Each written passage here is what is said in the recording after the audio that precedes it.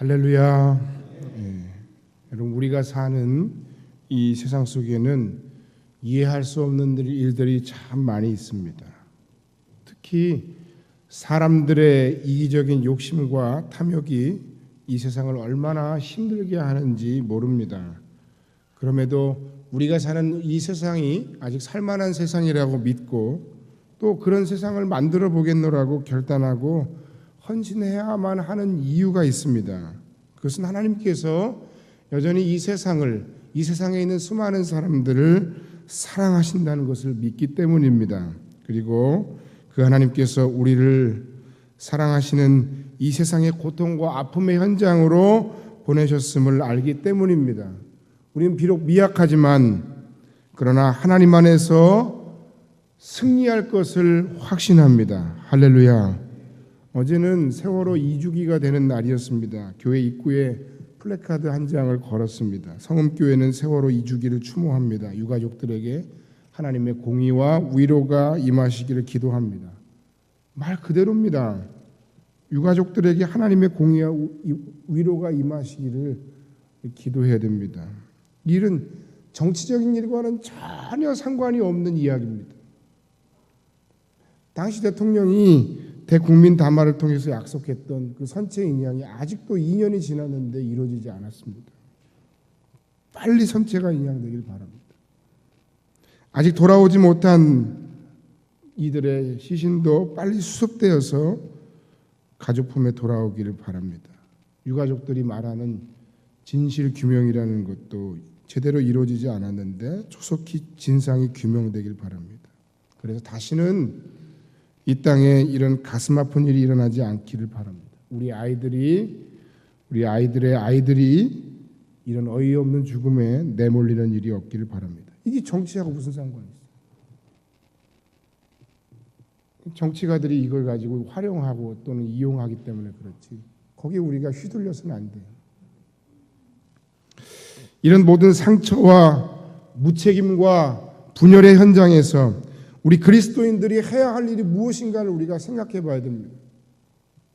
이건 나하고 상관없는 일이야 하고 열중시열을 하고 가만히 그냥 바라보고 있는 것도 참 안타까운 일이지만 또 동시에 그렇다고 해서 이 모든 책임을 정부가 물론 가장 큰 책임이 있겠습니다만 이 모든 책임은 당신들 탓이요 하면서 모여가지고 청와대로 돌진하는 건 역시 돌을 던지는 건 역시 잘못된 일이라고 저는 생각을 합니다. 아픔과 상처, 분열의 현장에서 이 모든 원인이 이 모든 치부가 우리 모두의 것임을 우리가 하나님 앞에서 겸손히 고백하고 기도해야 됩니다.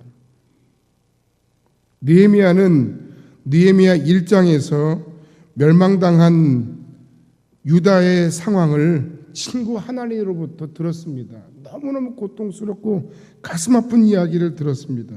그래서 그는 그 충격적인 고국의 상태를 듣고 나서 뭐라고 어떻게 했는가 하면 하나님 앞에서 금식하면서 느헤미야 1장 4절로 6절에서 이렇게 기도했습니다. 내가 이 말을 듣고 앉아서 울고 수일 동안 슬퍼하며 하늘의 하나님 앞에 금식하며 기도하여 이르되 하늘의 하나님 여호와 크고 두려우신 하나님이여 주를 사랑하고 주의 계명을 지키는 자에게 언약을 지키시고 긍휼을 베푸시는 주여 간구하나이다. 이제 종이 주의 종들인 이스라엘 자손을 위하여 주야로 기도하오니 우리 자손이 주께 범죄한 죄들을 자복하오니 주는 귀를 기울이시고 눈을 여시사 종의 기도를 들으시옵소서.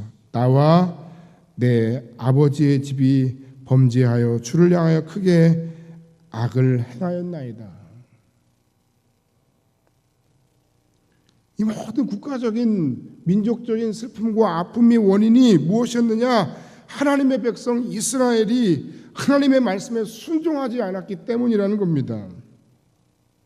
우리가 이런 모든 고통과 아픔을 겪는 이유는 이스라엘 자손들의 죄 때문이라는 것입니다. 심지어는 이 모든 것이 나의 죄, 우리의 아버지의 집의 죄 때문이라고 고백하고 있는 겁니다.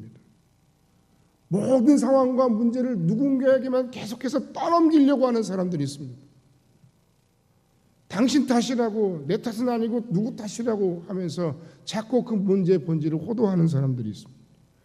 부모를 잘못 만났습니다. 남편 때문입니다. 아내 때문입니다. 자식 때문입니다. 친구 때문입니다.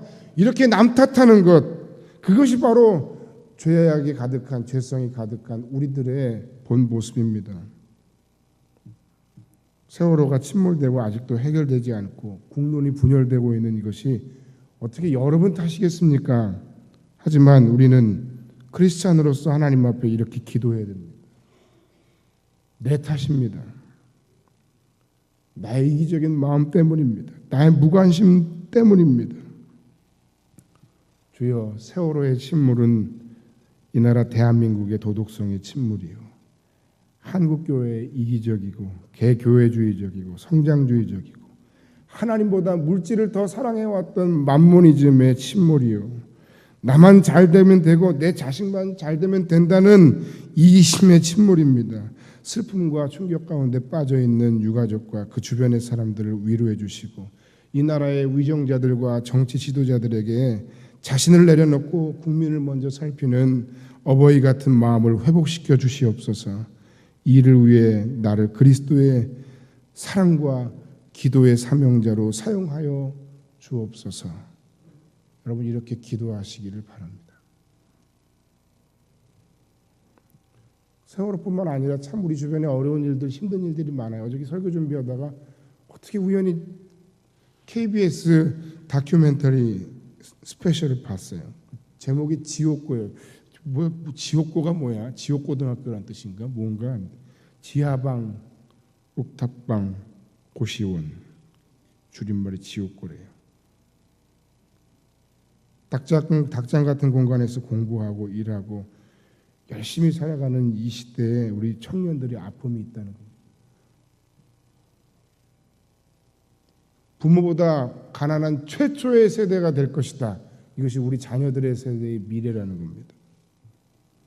서울 1인 청년 주거 빈곤율이 36.3%. 쉴 공간이 없어요. 5만 원만 더 내고 창문 있는 방에서 살고 싶다. 이게 우리 청년들의 바람이라는 거예요. 2,000원짜리, 2,500원짜리 컵밥을 먹는데 오늘은 800원짜리 해물 하나를 한 조각을 더 얹었어. 야, 내가 오늘 참 호강하네. 여러분, 이게 남의 이야기 같죠? 여러분하고 상관없는 이야기 같죠? 이게 바로 우리 자녀들의 혹은 여러분 동료들의, 여러분 동료 청춘들의 이야기입니다. 그래도 내가 살던 때보다 너희가 훨씬 힘들게 살고 있다는 아버지의 말이 위로가 됐다. 나만 아니고 모든 우리 청년들이, 내 동료들이 이렇게 열심히 살고 있구나. 그런 이야기를 들으면서 위로받고 있는 그 청춘들 속에서 우리가 어떻게 불평을 합니까? 우리가 어떻게 자꾸 남 탓만 하겠습니까? 우리에게 주어진 모든 크고 작은 환경에 감사하고 작은 것들의 소중함을 우리가 깨닫고 그 가운데서 우리가 의미를 발견하고 찾아가는 열심히 있는 그리스도 예수의 사람들이 되길 바랍니다. 여러분, 특히 우리 청년들이, 우리 학생들이 좀 더 이 부분에 있어서 좀 더 신앙적으로 바로 세워지기를 간절히 바랍니다. 믿지 않는 사람들, 그 청년들도 열심히 뭔가를 해보겠다고 하는데 예수 믿고 예수의 복음과 그 사랑과 은혜와 능력이 있는 여러분들이 별 생각 없이, 아무 생각 없이 그냥 대충 그냥 그렇고 그렇게 그냥 불평만 하고 원망만 하며 그냥 사는 것이 과연 하나님 뜻일까? 예수께서는 오늘 이 겨자씨 이야기를 통해서 우리들에게 우리 인생의 진정한 소망과 인생의 소중함과 그리고 진짜 복에 대해서 말씀하고 계십니다. 천국은 마치 사람이 자기 밭에 갖다 심은 겨자씨 하나 같으니 이는 모든 씨보다 작은 것이로되 자란 후에는 풀보다 커서 나무가 되며 공중의 새들이 와서 그 가지에 깃들이느니라. 겨자씨 이야기를 통해서 우리가 하나님의 사람으로서 특별히 오늘 청소년 청년 예배를 드리는 젊은이 예배를 드리는 여러분들에게 있어서 하나님의 사랑과 은혜 속에서 우리가 진정으로 가져야 할 진짜 신앙, 진짜 소망, 진짜 비전이 무엇인지를, 진짜 축복이 무엇인지를 이 말씀 속에서 꼭 발견하고 되새기고 믿음으로 나아가는 여러분들이 되기를 주의 이름으로 간절히 축원합니다. 겨자씨 이야기를 통해서 우리에게 주시는 주님의 음성, 주님의 메시지는 첫 번째, 작은 것이 소중하다는 것입니다. 겨자씨는 이 모든 씨보다 가장 작은 것이라고 표현하고 있습니다. 예수께서 실제로 비유로 사용하신 겨자씨는 팔레스타인에서 이 지구상에서 가장 작은 씨앗입니다. 후춧가루만큼이나 작은 씨앗이라는 겁니다. 그러나 복음과 교회와 하나님의 나라 그리고 하나님의 백성들의 삶은 이처럼 겨자씨 하나처럼 작은 것에서부터 시작된다는 것입니다. 하지만 처음은 미약하였으나 나중은 심히 창대하게 되는 것이 바로 하나님의 나라요, 하나님의 백성들의 인생과 삶이라는 것입니다. 대부분 사람들이 다 큰 걸 좋아합니다. 큰 집, 큰 차, 큰 교회, 큰 나라. 작은 것은 가치가 없고 큰 것만이 가치가 있다고 생각합니다. 그러나 성경은 오히려 우리에게 작은 것이 가치가 있고 작은 것에 소망이 있고 그 작은 것 보잘것없는 것을 통해서 하나님의 위대함이 나타난다는 것을 우리에게 말씀하고 있는 겁니다. 나의 현재의 형편과 처지 때문에 내가 좌절하고 낙담하는 것이 아니라 그 작은 것 가운데서 하나님의 능력이 함께함으로써 하나님의 놀라우심이, 하나님의 권세가, 하나님의 영광이 나타나는 이야기가 바로 성경의 이야기예요.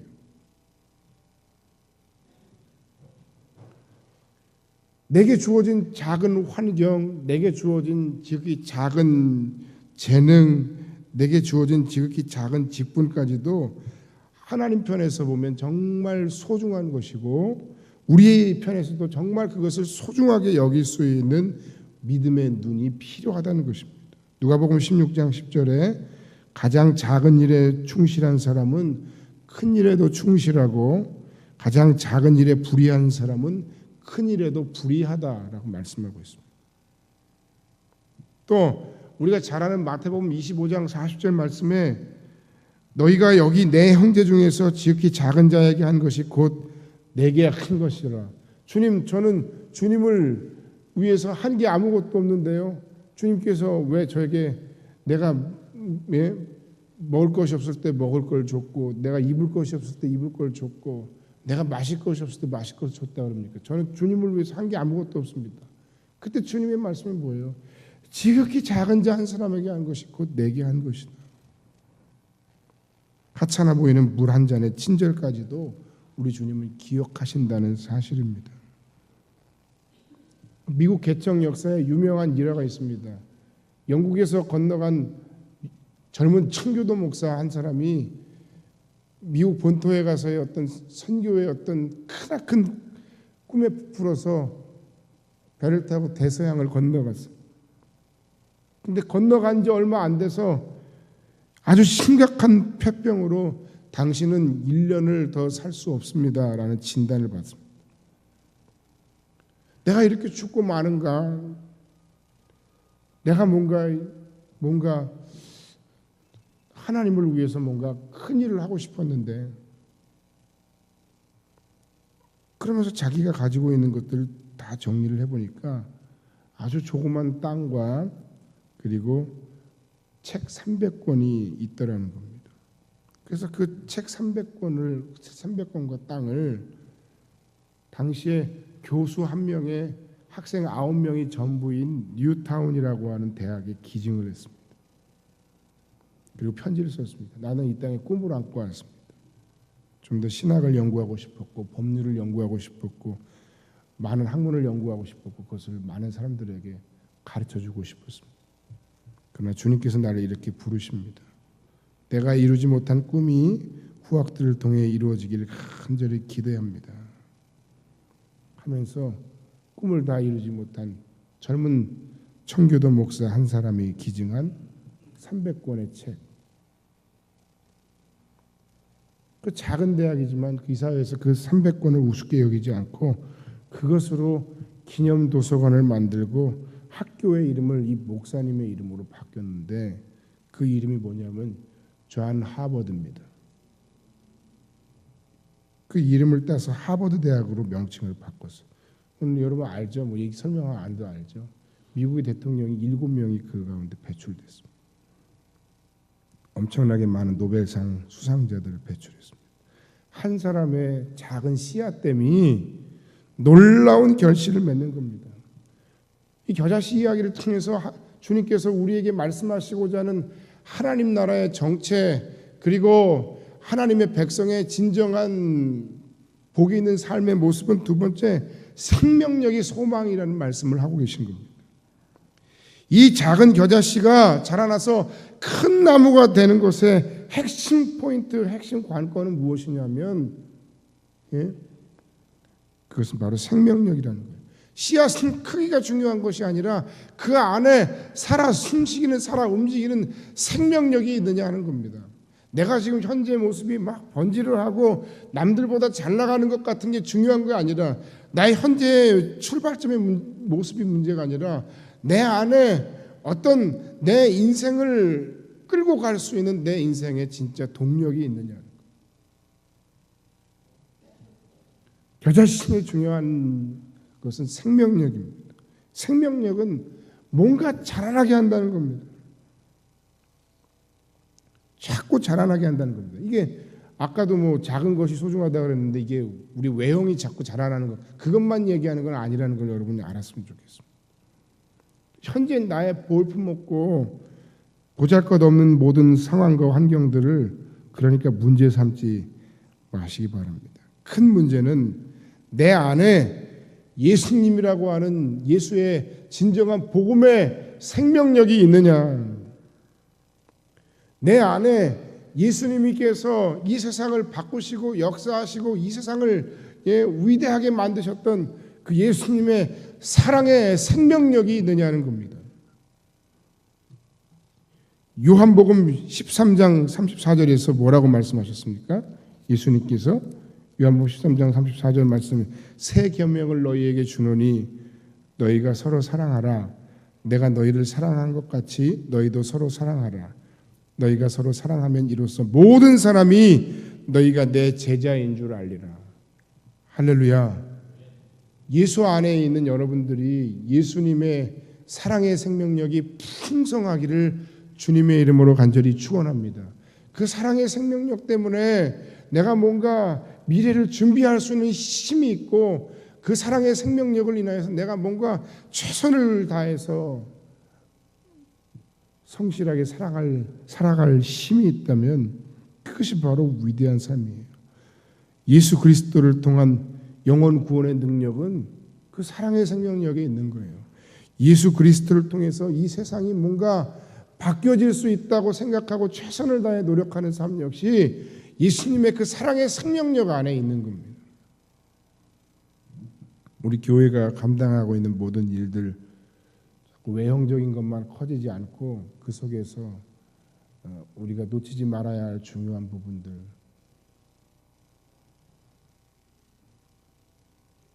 예수님의 복음의 능력과 사랑의 능력이 날마다 더욱더 아름답게 세워져 가고 그것이 우리 모든 사역의 근거가 되는 그런 교회의 모든 사역과 또 뿐만 아니라 여러분들의 모든 삶이 되어지기를 주님의 이름으로 간절히 축원합니다. 우리 학생들, 우리 청년들 마음 가운데 내 안에 예수님으로 말미암은 복음의 생명력, 예수님 안에 있는 예수와 같은 마음의 사랑의 생명력이 내 안에 있는지 한번 생각해 보세요. 그리고 내 안에 그런 사랑의 생명력이 능력 있게 나타나는 하나님의 사람들이 되게 되려고 꼭 여러분 기도하시기를 주님의 이름으로 간절히 축원합니다. 마지막 세 번째 에, 오늘 이 겨자씨 비유를 통해서 예수님께서 우리에게 말씀하시는 핵심적인 메시지 세 번째는 뭐냐면 섬기며 사는 인생이 복되다 하는 겁니다. 오늘 본문에 보니까 생명력이 있는 작디 작은 한 알의 겨자씨가 결국 큰 나무로 성장했다는 겁니다. 그런데 작은 씨가 큰 나무로 성장하니까 공중에 수많은 새들이 와서 그 가지에 깃들인다 이렇게 표현하고 있습니다. 그 작은 씨가 왕성한 생명력을 가지고 큰 나무가 되는데 문제는 사람들이 혹은 여러분들이 생각하는 여러분의 인생과 삶의 방향과 목표가 그냥 잘 되면 되지요. 그냥 아무튼 큰 나무가 되면 되지요. 뭐 그러다 보면 뭔가 되겠죠. 뭐 그것도 그럴 수도 있겠습니다만, 그러나 더 중요한 것은 우리가 내 안에 있는 나라고 하는 나의 인생의 작디 작은 인생의 보잘것없는 그런 모습일지라도 내 안에 그 복음의 생명력, 사랑의 생명력이 마구마구 왕성하게 자라나고 커져서 큰 나무가 되는데 그 큰 나무가 되는 것 자체가 목표가 아니라는 거예요.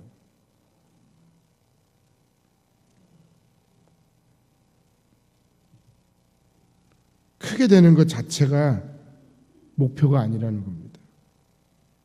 크게 되기 위한 목적이 무엇이냐? 어떻게 사용되고 어떻게 활용되고 어떻게 섬기는 큰 나무가 될 것이냐? 그것이 중요하다는 것. 오프라 윈프리라고 하는 여성의 이름을 여러분 들어봤을 겁니다. 1954년에 미혼모에게서 태어나서 외할머니, 어머니 손을 전전하면서 정말 상처투성이로 자랐는데, 그녀는 눈물 속에서도 매일 성경을 암송하고 읽고 위로받고, 그리고 특별히 열심히 책을 많이 읽었습니다. 이렇게 열심히 책을 읽고 최선을 다하니까 선생님들이 자꾸 좋은 추천서를 써주는 거예요. 장학금을 추천해서 받고 더 좋은 대학에, 더 좋은 학교로 진학할 수 있도록 배려를 받았습니다. 지금은 우리가 아는 대로 굉장히 영향력 있는 한 명의 인물이 됐습니다. 그런 오프라 윈프리가 사명이라는 것에 대해서 정의를 하고 있는데 뭐라고 얘기하냐면, 남보다 더 많이 가진 것은 축복이 아니라 사명이다. 남보다 더 많이 아파하는 것은 고통이 아니라 사명이다. 남보다 가슴 설레이는 것은 망상이 아니라 사명이다. 그렇게 얘기했습니다.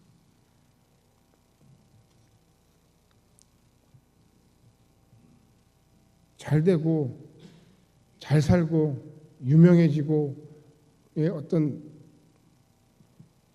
왜 그렇게 되고 싶은가? 무엇을 위해서 그렇게 되고 싶은가? 그냥 단순하게 화려하니까 요새도 청소년들이 아이돌이 꿈이고 연예인이 꿈인 청소년들도 많고, 또 이제 셰프가 요새 또 방송에 대세로 나오니까 셰프가 되겠다는 그런 꿈을 가진 사람들을 비하하는 게 아니라 얼마나 힘든데요, 여러분. 그렇게 쉬운 게 아니에요. 그렇게 되고 나서 어떻게 할 거냐는 거예요. 그 되는 것 자체가 목표인 사람은 되고 나서 더 어려워지고 더 힘들어지는 거야. 내가 그래서 뭔가 되기 위해서 이렇게 왔는데 되고 나니까 뭔가 허전하죠.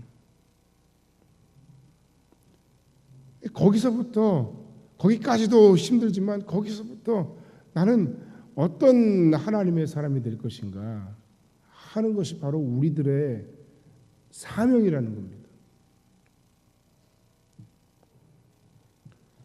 인생의 나무에 새들이 날아들고 있습니다. 그 새들이 여러분 안에서 뭔가 쉼을 얻고 평안함을 얻고, 그리고 그리스도 예수의 사랑을 알아가고 하나님께서 기뻐하시는 그 거룩한 사명을 잘 감당할 수 있도록 쓰임받는 여러분들의 복된 인생이 되기를 주님의 이름으로 간절히 축복합니다. 할렐루야. 여러분 꼭 그런 하나님의 사람들이 되시기를 간절히 바랍니다. 그럼 우리 교회가 사역이 날로 번성하고 잘 돼서 그래서 어떻게 하겠습니까? 성음교회, 유명한 교회, 대단한 교회, 그 교회 목사님, 대단한 목사님, 그게 우리 목표가 아니에요.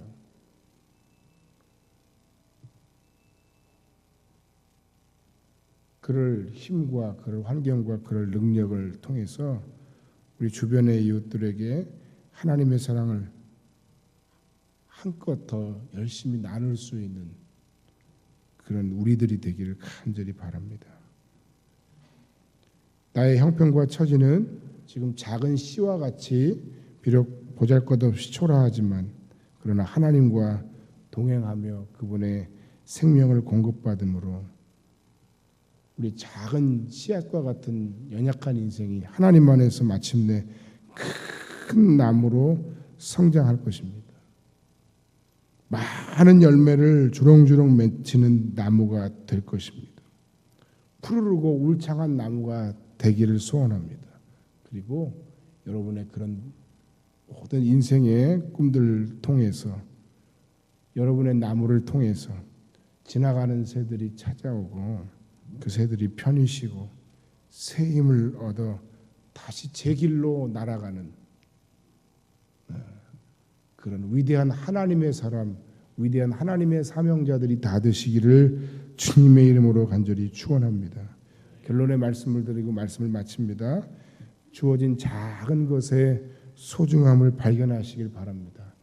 예수의 복음의 생명력, 사랑의 생명력, 그 사랑의 생명력으로 여러분의 인생을 키워가시기 바랍니다. 그리고 섬기는 인생의 진짜 축복을 다 받아 누리는